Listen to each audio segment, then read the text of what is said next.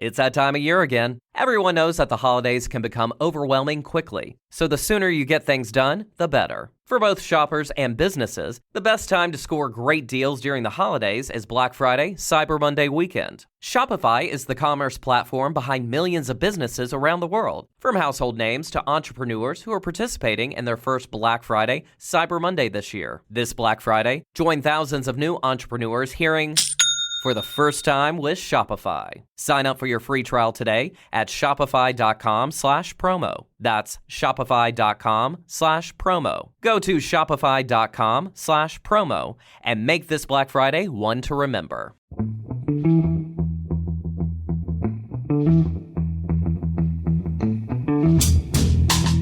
Hello, and welcome to The Price of Football, the show that looks at the money behind the beautiful game with me, Kevin Day, and Liverpool University's Kieran Maguire. As you can hear, we're both in a very chippy mood. No, I'm in a chipper mood. That's chippy. I'm both chippy and chipper. That takes a lot of doing. Kieran's, of course, very chipper. We're both slightly both. It turns out we're wearing almost exactly the same shirt, which is we're prowling around each other like people at a party who've bought what they thought was the only version of that shirt. And of course, we're both as happy as two men who had routine wins on Saturday could be. Whereas this time last week, there was no football discussion at all. Was there? Not even beforehand. It's just let's not talk about football. Stupid sport. Whereas today we've had a good. In fact, we're 11 minutes later starting than we normally would be because we're talking about football and various other things. How are you, Kieran? I'm very good. Yeah, it's been a great few days. I saw the Psychedelic Furs. I saw Exmal Deutschland, and then on Saturday, I went to see ABC play with a full orchestra. And Martin Fry, talk about a man preserving his voice. It was absolutely magnificent. Did he have the gold suit on? One of the audience did. Oh, okay. He went for a all-piece. I'm colourblind, but I think it was purple. It was certainly loud. I said, "Is that sort of a bit crepish to the band?" I've worked with him a couple of years ago. He's a really nice man. Great, but he's also fully aware that there's no point in me writing new songs. No one wants to hear the new songs. There's one album that they want to hear pretty much. So they get around it by saying, we're performing the whole album as a special concept. Great, because we don't want to hear anything else. I loved ABC. They were a cracking band.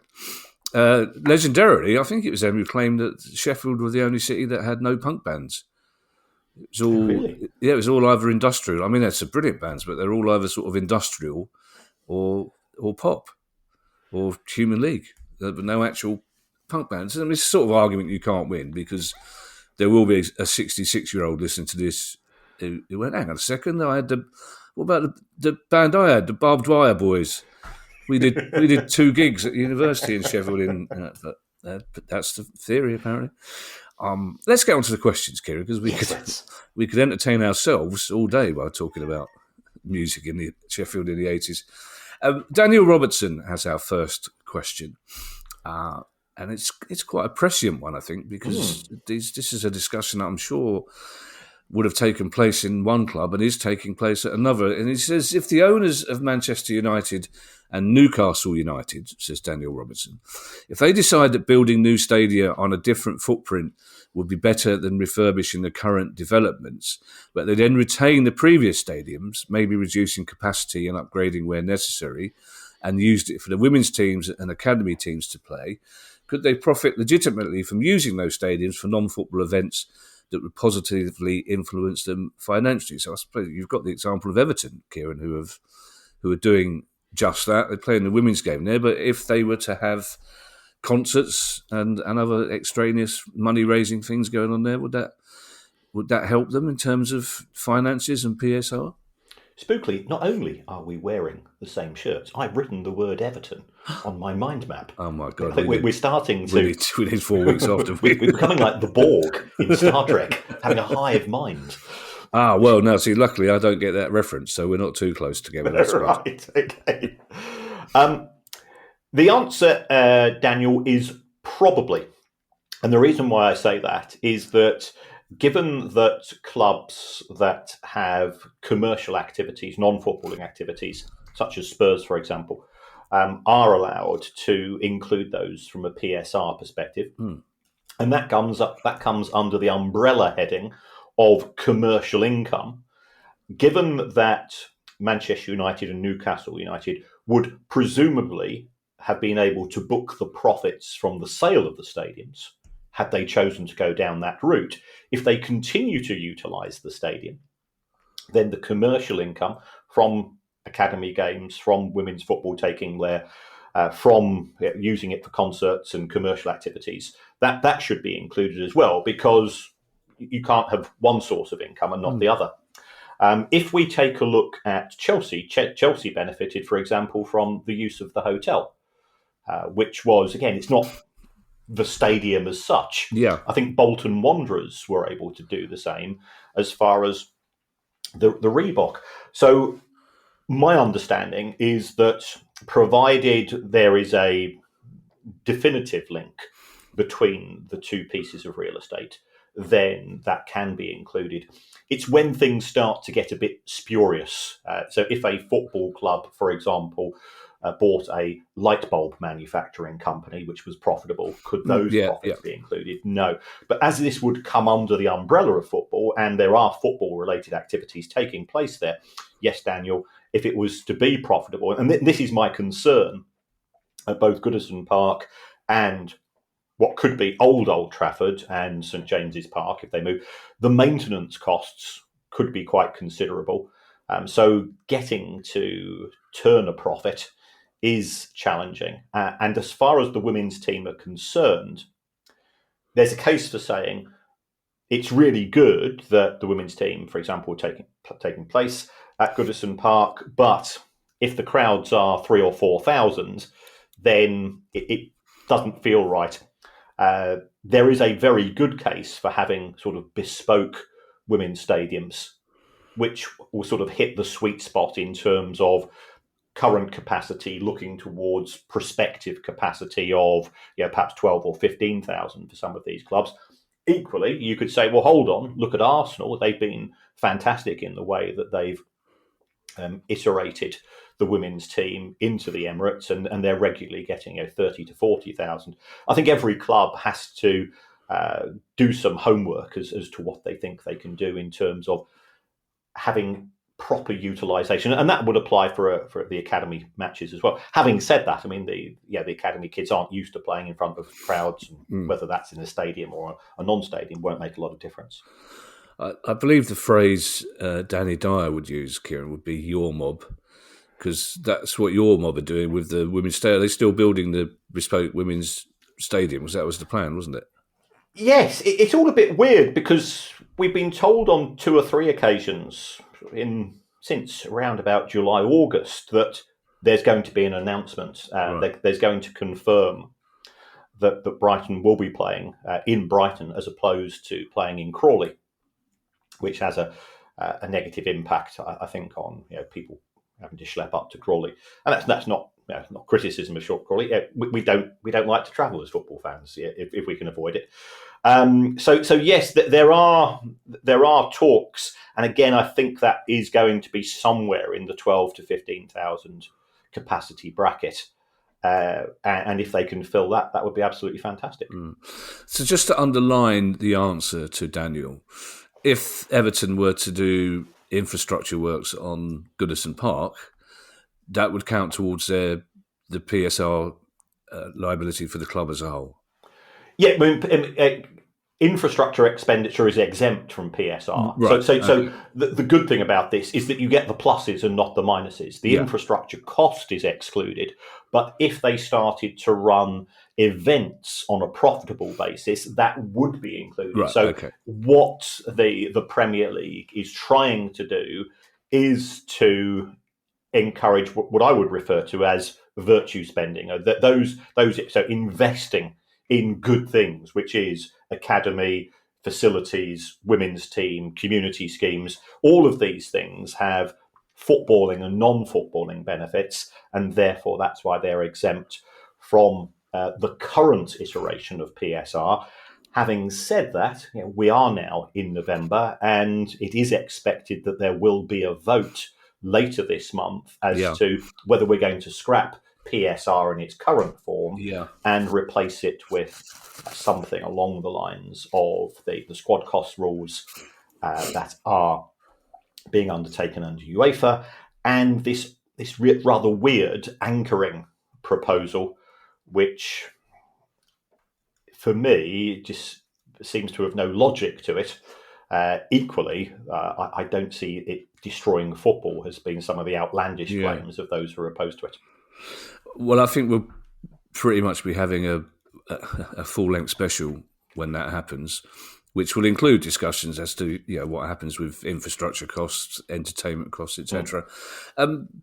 Just on in passing, Newcastle have got a very difficult decision to make, haven't they? Because one of the reasons that club is so iconic to their fans is the fact that the stadium is visible from miles around, slap bang in the middle of the station. I mean, Adrian Goldberg, who we're interviewing later in the week, mentions in his new book there's something like 200 bars between the station and the stadium, and it's only about 100 yards between them. So it's like, so I think there will be a lot of Newcastle fans understanding but disappointed should they be moving to.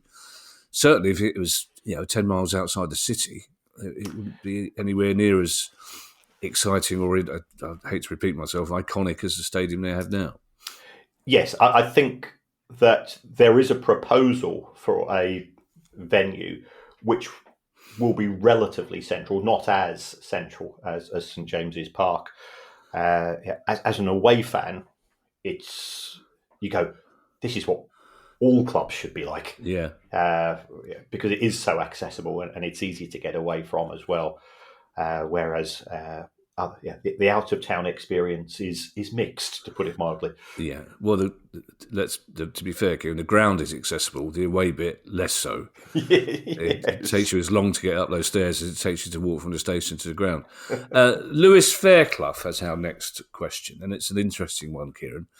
And it's one of those I like because it's something you think, I should have thought about this before. But Lewis says, I have a question regarding the finances behind away game accommodation for players and coaching staff. I work in Chiswick in West London, and around the corner from my office is a hotel where I've regularly noticed a team coach of several teams who play Brentford, Fulham or Chelsea in a midweek fixture. Given that this hotel is part of a chain, are there any existing partnership sponsorship deals between either the Premier League itself and a hospitality company whereby all Premier League teams can stay in that particular company's chain, where feasible, at a possibly discounted rate? I can imagine the immediate benefits of an agreement like this would be guaranteed room occupancy for the hotel on midweek dates months in advance, further advertising for that hotel through being an official partner of the Premier League, and finally a possible cost saving for the clubs involved. Yes, I think this is an intriguing one, Lewis. And there isn't an official hotel partner of the Premier League. And the reason for this is actually broadly in line why we no longer have a sponsor of the Premier League itself. You and I are both old enough to remember Canon, Barclays, others being sort of the official partner of the Premier in terms of the naming rights. And the reason why that has disappeared is that individual clubs have partners. And remember that some clubs are connected to, I wouldn't say the hotel industry directly, but Manchester City have got Etihad, Arsenal have got the Emirates. Well, those organisations, they're travel companies, they have partner hotel chains. So therefore, you can offer an overall package. You've got Brighton with American Express. Well, American Express have their own relationships with hotels. And I'm certainly aware that individual clubs have their official hotel partners. So let's say that the Premier League said our official hotel partner is going to be Hilton.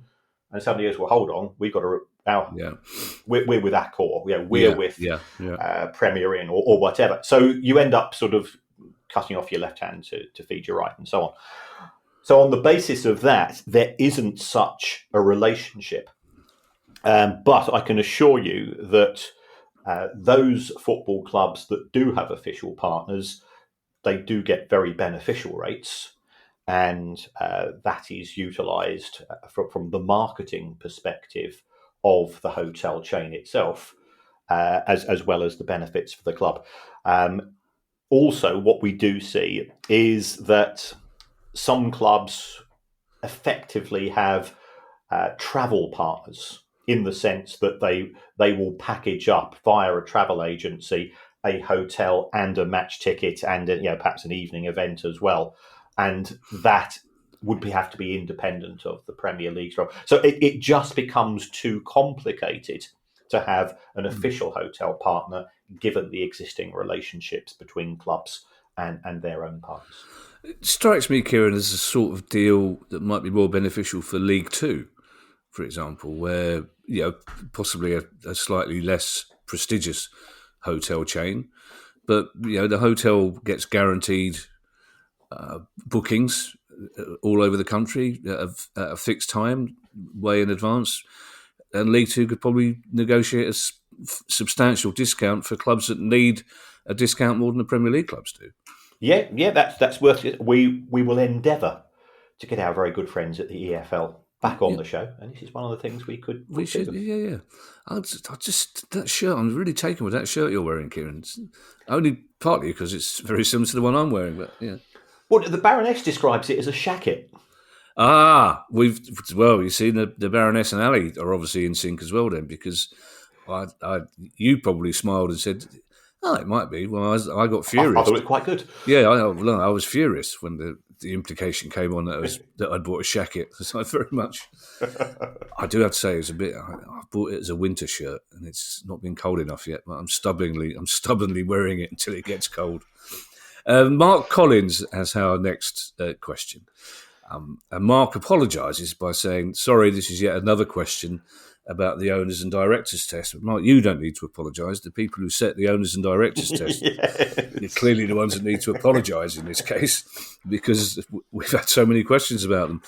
Mark says, "I've always wondered how this applies in respect to a large PLC.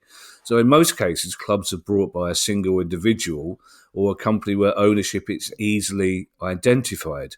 Not in all cases, Mark, but you're quite right in most cases. What happens, however, if a huge multinational PLC like Coke or Nike buys a club with thousands of shareholders and nobody with overall control? Who, if anyone, is subject to the test? Further, what happens after this PLC gains control and an undesirable owner or nation state subsequently builds up a significant shareholding? What question can the Premier League independent regulator take?" Now, the reason I say to Mark, Kieran, owners are not identifiable easily in every case, because we saw with Birmingham City, it's almost impossible to work out who the end owner was, if you like. You're trying to get through all sorts of different paywalls and paper chases to find out who the significant owner of the club is. And in some clubs, they do that deliberately, Kieran, to try and get around owners and directors rules. But it's a very good question. If you've got a massive multinational company buying your team, who is the named person responsible? Who takes the test? Well, yes, I would imagine it would have to be the board of directors at the PLC. This is a valid point. If you're acquired by private equity, the definition of private equity includes the word private. And what we do see is that, for example, Chelsea is mainly owned by Clearlake Capital. Now, we know that Todd Boehly is a prominent, but he's actually got a relatively small proportion of Chelsea Football Club, as has Egbali, who's the other significant owner. So trying to get this information can be difficult. However, if the private equity company or the PLC can go to the Premier League and say, look, this is our register of shareholders, and no one individual shareholder owns more than 1 or 2%, then effectively there is no person in charge apart from the Coca-Cola or the Nike or the company that has made that particular issue. This was certainly a big issue when Newcastle United was subject to an offer by the Saudi Arabian Public Investment Fund. And one of the issues that the Premier League were pushing back on was that we need to know who is the ultimate arbiter of decisions, such as we've just spoken about a new stadium, for example, for Newcastle United. And when that finally came out, that individual was deemed to be subject to the owners and directors test, and that subsequently passed. So yes, it is an issue. I have big reservations when it comes to private equity, not necessarily from thinking that there's some sort of conspiracy theory or clandestine attempt at ownership from another party. My main issue is that the role of private equity is to look after the interests of the shareholders and the shareholders only, and therefore it's got no interest whatsoever in football. In terms of our position as legacy fans, our position, I always say to somebody when you're looking to have a new owner of a club, what are you looking for in that person? And I sort of normally use the analogy: if somebody wanted to marry my daughter, what questions would you ask yourself? And you do have that proprietorial, that parental responsibility, I think, as a fan of a club. And I'd say, well, will you look after them? Will you love them? Will you respect them? Do I like you? Do I trust you? You go through those types of questions, and that's the relationship. And you can't do that with private equity because you'll never find out who's in charge.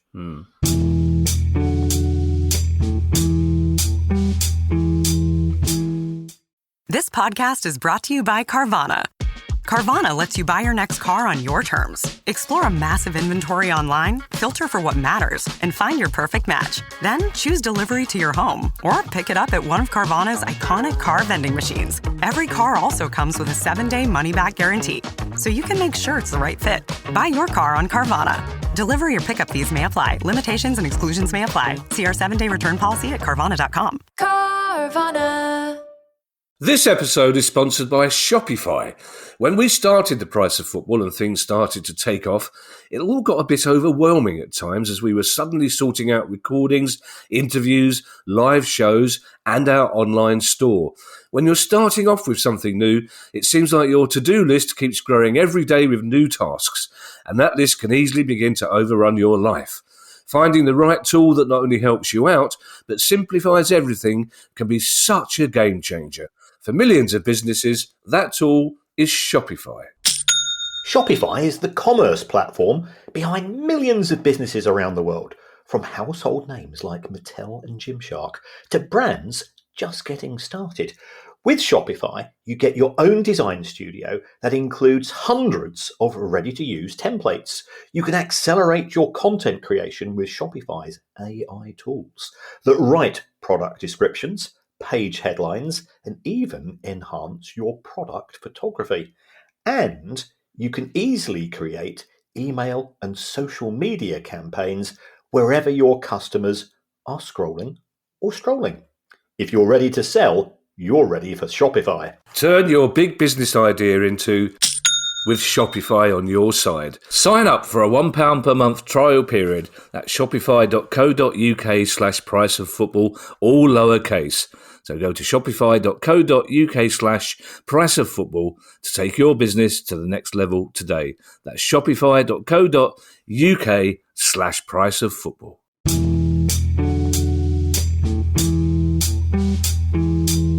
I think parental probably better than proprietorial, Kieran. Yes, true. I would say. Well, it's also a mate of mine.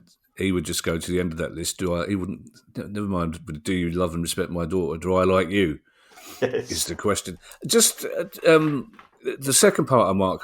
So if this PLC does take over your football club, a well-known, responsible PLC, and then over the next couple of years, a less responsible group take that PLC over, then at the moment, regulator or no regulator, I don't think there's much action the Premier League could do. They can't retake the test, I think under the independent regulator rules, the granting of the licence would be subject to any changes in the ultimate control of the football club will be taken into account. And again, to be fair to the Premier League, they would say that if there is going to be a change as far as the decision maker is concerned, then they would have to reassess. So although let's say that Nike buy the football club and then another party buys Nike, the Premier League would say this is evidence of a change in ownership, and we would have to do a separate assessment. Oh, well, that's reassuring to know. And I think that's twice today we've implied praise for the Premier League, so we need to stop that, Kieran. Otherwise, it's all very well you and I being in sync, but if we start getting in sync with the Premier League, Kieran, then let's call the whole thing off, essentially. We can't go freedom for tooting, can we? We cannot go freedom for tooting if we're friends with the Premier League. You're quite right. Look, it's a niche reference, Kieran, but it's one that made me laugh. Our audience will get.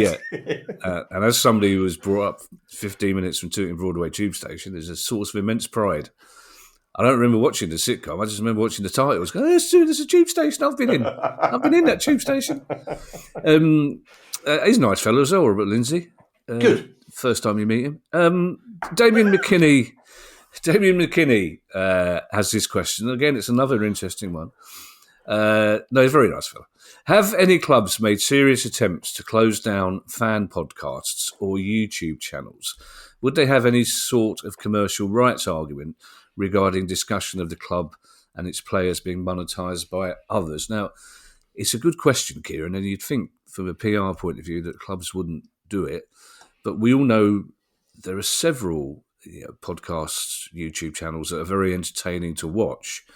But if I were the owner of the club that those YouTube channels represented, they could sometimes be slightly embarrassing.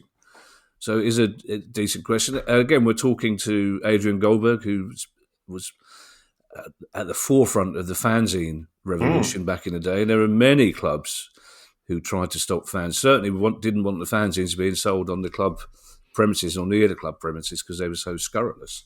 So it's an interesting question. Yes, and the old Brighton fanzine, Gullseye, that was effectively closed down after two of the directors took umbrage at what was posted. So I would always advise anybody on a fan podcast or YouTube, yes, be passionate about your club, but stay with the parameters of what's legal in terms of libel and slander and so on. And I think most do. I'm certainly aware of one Premier League club which has issued cease and desist orders when there have been criticisms of non-footballing issues relating to that club. I'm also aware of a club in London, a non-Premier League club, which has come down against the fan base. Again, when they would broadly describe it as a dispute between the fan base and the owner in terms of the direction of the club and the success or perceived lack of success and ambition of the owner. So these things do take place. And let's be honest, we are a podcast that talks about individual clubs. We have been subject, not necessarily not to close us down, but we have had stern words. We have from clubs and shots across the bows. Yeah, yes, yeah. And we try to be objective and analytical, and we always say to clubs, we would love it if you want to come on and discuss your matters, because we do believe in freedom of expression. And if we get something wrong, we will always say we've got it wrong and hold our hands up. I think that should be the case. But I'm certainly aware of some clubs, and we talk about clubs, and I think that's wrong. It's club owners and club executives. Yeah, of course. And I think you have to distinguish between the two. I'm certainly aware of, having been on the receiving end, that some club owners are very thin-skinned and will use legal means to try to prevent what I would consider to be honest and objective discussion of their backgrounds, their management styles, and so on. But they take the view that I'm a rich individual, and that there is certainly abuse of the law because you will get we can tie this up for years and we can bankrupt you. Yeah. And that is certainly on a much broader scale a very negative approach to take to what should be freedom of speech is worth preserving. Legal means is one thing, Kieran, but what about Damien's point? Would a club have a commercial rights argument regarding their players and their club being discussed by people who are making money out of that? No, because every newspaper does exactly the same. Okay. We are doing the same. Yeah. So whether you have a broadcast partner or a non-broadcast partner, because if you go down that route, then does that mean that I can't talk about my iPhone because that's an Apple product? I can't talk about the latest changes to Waitrose's quinoa offerings and so on. I didn't realise there's been a change, Kieran. You need to. My sympathies. The WhatsApp groups are getting very testy, I can assure you. Well, I suppose as well with this argument, Kieran, football fans would say, well, every Premier League club's got its own TV channel now, and they're all informative enough. Whether they're that entertaining is a value judgment. But fans would say, well, if you gave us better products and funnier products, then we might not have to turn to the YouTube channels that are being set up by two people who are clearly loose cannons. I was trying to think of a better word. And some of these channels now, if you look at the likes of the United Stands or the Anfield Wrap and so on, they are providing employment. Absolutely. They're into double digits in terms of staff, and I think that's to be encouraged. There is an element of professionalism amongst them. And I think if I was a club, it's always better to have people inside the tent than outside. Yeah. So engagement is a far better approach. And then you say, look, you said this. Either the club comes on or somebody from the club comes on and defends themselves, and you have an honest debate. What I've always found, and this is, we are reasonably prominent as far as social media is concerned. When people criticise us, the policy of both yourself and myself is, okay, we'll respond to it and say, well, this is what we've done. And all of a sudden, the hostility tends to evaporate very quickly. And you realise that 99% of the time, you're actually broadly on the same side of the fence. And you might have expressed it in a different manner.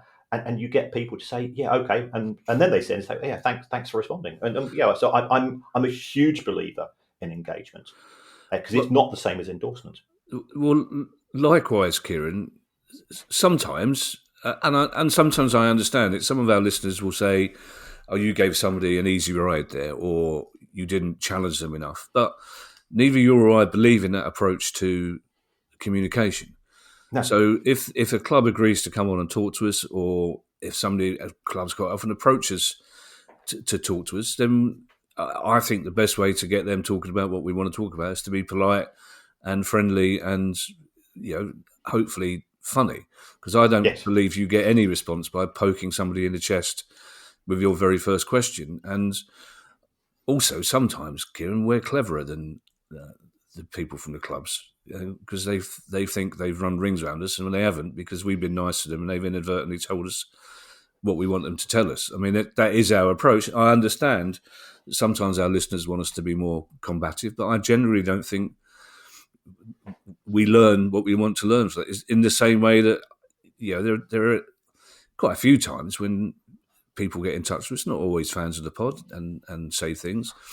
And I would love to say to them, I'll tell you what, where's your nearest Wetherspoons? Let's me and you meet in the car park and we'll discuss it there. But A, I'd probably get my head kicked in, and B, it's not taking any further. And like you say, people tend to be surprised if you go, all right, then I'll take your point on board. This is my point. And then they either disappear because you've beaten them, or they go, oh, sorry, I didn't realise you were capable of talking nicely and discussing my problem. And then 2 weeks later, you're invited to their daughter's wedding. So, always, I've always made it my life policy, Kieran, never to get involved in a battle of wits with an unarmed man. I've always never thought that was fair, Kieran. Ali Lance has our next question. Strong name, Ali Lance. And Ali Lance says, when you sell a player for less than their book value, then does that loss incurred count towards PSR losses? And if so, Can you ever envisage a situation where some clubs cannot afford to sell players because it would impact their PSR, leaving players trapped in their current contracts? It would have an impact on their PSR, leaving players trapped in their current contracts. Or I'd say that just to stop the restless ghost of my father-in-law tapping me up in my sleep tonight. Yes, there's two questions here from Ali. If you have an accounting loss in respect of disposal of a player, that does contribute towards the PSR calculation. So let us say that you sign a player for £100 million on a 5-year contract, so that's amortisation of £20 million a year. At the end of year one, therefore, you've consumed 1/5 of the amortisation, which is 20 million. So the player has a book value of 80. You sell that player for 50. So you would have an accounting loss of 30 million, and that would go into your PSR calculation.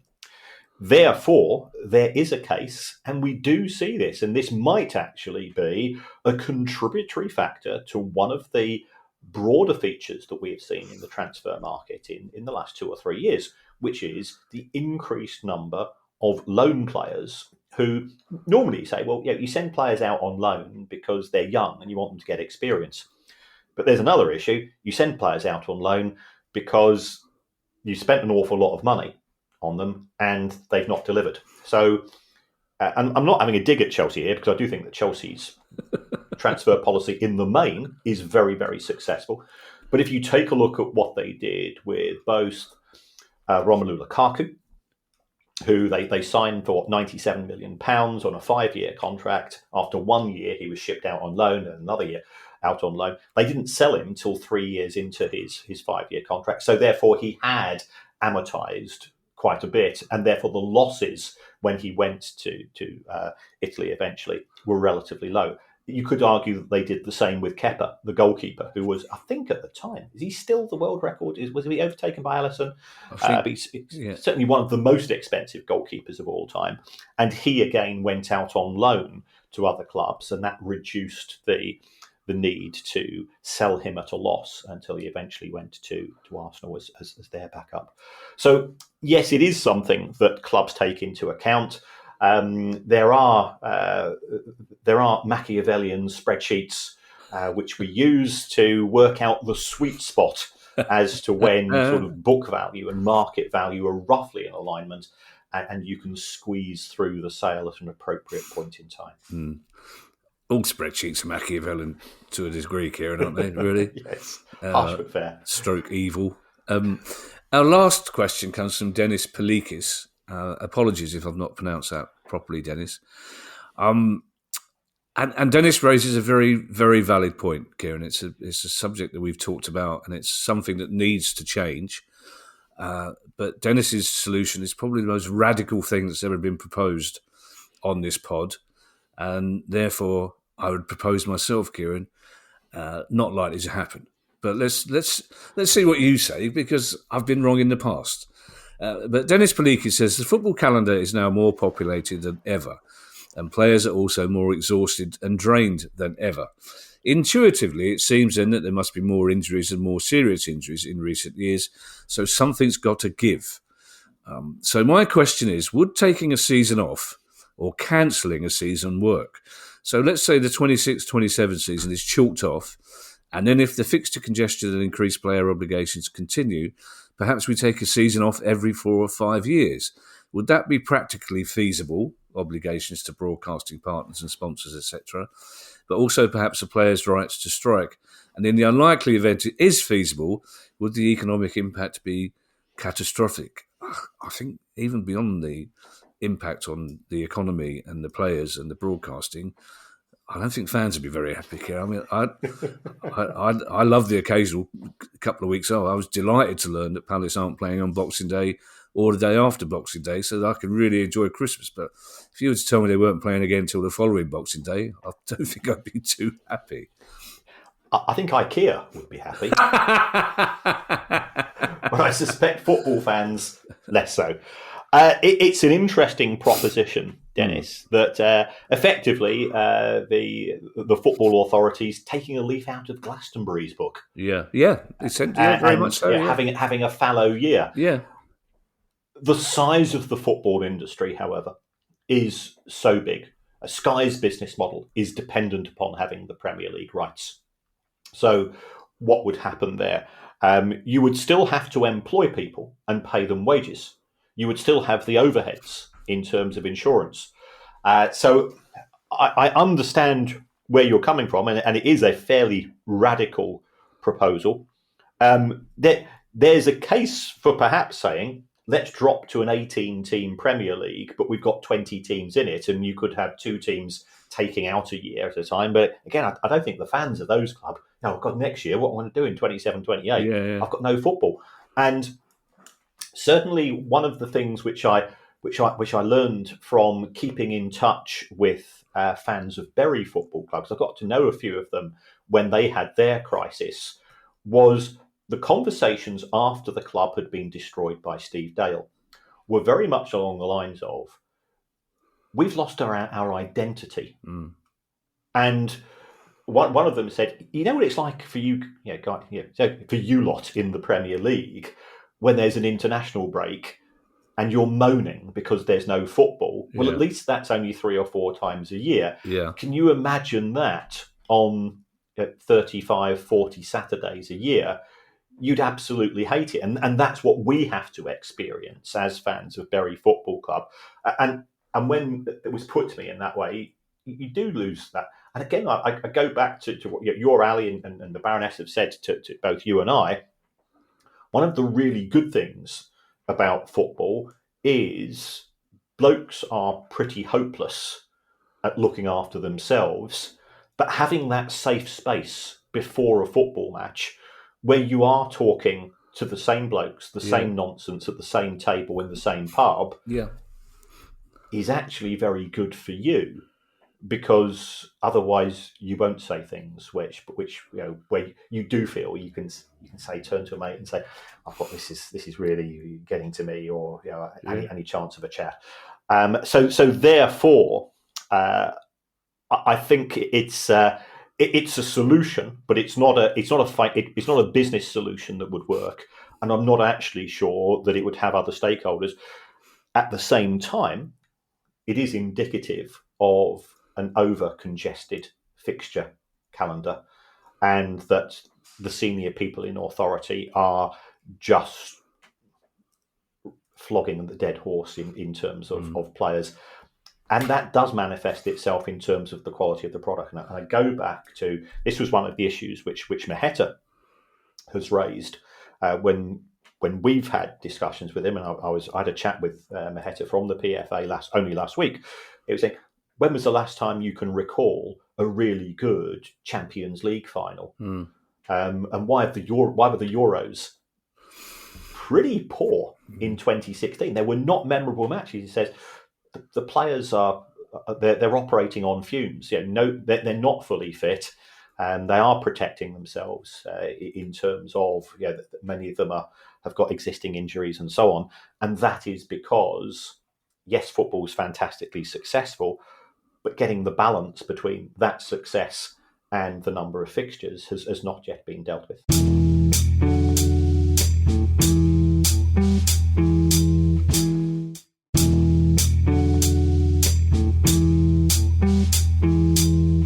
I have to say, Kieran, I was part of a very emotional discussion before the Brentford game on Saturday in the pub, which probably wouldn't have taken place under any other circumstances, I have to say. I mean, Dennis is absolutely right in pointing this problem out. It's an enormous problem. The trouble is, in the long run, players do want to play football because that's what they love doing most. We want to watch them play football. And the trouble is, you can have a season off, but Man United, Liverpool, Spurs will still find a way of jetting around the globe, making money somewhere, or playing underground games in that same Wetherspoons car park. They'll have to move me and the other bloke out of the Wetherspoons car park before they can move in, but they'll still do it because unfortunately their obligation is to make money. So finding the right solution is something that we all need to be putting our minds towards. Thank you to everyone who's joined the Price of Football Club. If you'd like to join that club too and get every episode a day earlier than everyone else, ad-free listening and invite to our monthly Q&A sessions, one of which is coming up this week, I believe, Kieran. Bonus episodes and more, then go to our website, priceoffootball.com. If you have a question you'd like answered on the show, email us at questions@priceoffootball.com. And if you join that Price of Football Club, you get a special topical questions one every month. Don't forget, you can follow us on Twitter and you can find us on YouTube. And if you'd like to buy one of our books or even a Price of Football t-shirt, they're back again. You can find all the details on that same website, priceoffootball.com. Stop putting me off with that cheesy smile. I want to be a chat show host. I know you want to be a chat show host. You and Claudia Winkleman both. You could do. I'd love to see that. The Winkleman Maguire. That'd be a great double act. We will be back on Thursday with our questions. In fact, we might be back earlier for club members because then you'll have access to the interview early. But just bear with us. So we'll be back on Thursday with our news pod. In the meantime, I shall hand you over to Mr. Kieran Maguire for his customary farewell. Well, thank you to everybody that has been in contact with us.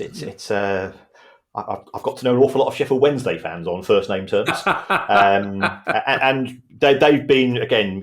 We've managed to get a whole show without mentioning them, but hats off to them for their complete commitment towards their clubs. It's very admirable. A quick mention that we are having in just over a fortnight our live show at the Amex Stadium on behalf of Samaritans and the Premier League Suicide Awareness Campaign for this season. Tickets are available if you go to Eventbrite. I know some of you have sort of said, yeah, we will get a ticket, waiting for payday. Hopefully payday's come along. It'll be great to see you. We've got Glenn Murray as one of the guests, which of course he's held in very fond ways by both Brighton and Palace fans. However, there's another way to support the show, and that is to give us a review. It does help us in the charts and so on. It doesn't matter what you say. You could even say you could have it presented by who appears to be a new national treasure, Joe Marler, who lives in my village. Does he? And I appreciate he's no longer, but I am a huge fan of him, Barry Took. Because one of the funniest men, I used to adore him on the news quiz and everything. Okay. Yeah. All right. Yes. No. They're both. One of them's. No, I'm not going to say anything about either of them. They're both very funny in their own right. Yeah. He lives in your village, you say? Yes, I am the fourth most famous person in our village. Oh, who are the other two? As I was told by the guy at the baker, you're on radio, you're the fourth most. Yeah, apparently it's Joe Marler, Rag and Bone Man, Jane Torville, and then me. Oh, Rag and Bone Man. Yeah. I love... Or Rory, as he is known on the WhatsApp group. Oh, yeah. I love... No airs and graces. I love Rag and Bone Man, stroke Rory. I love you. Let's draw a veil. Bye, everybody. Bye. The Price of Football.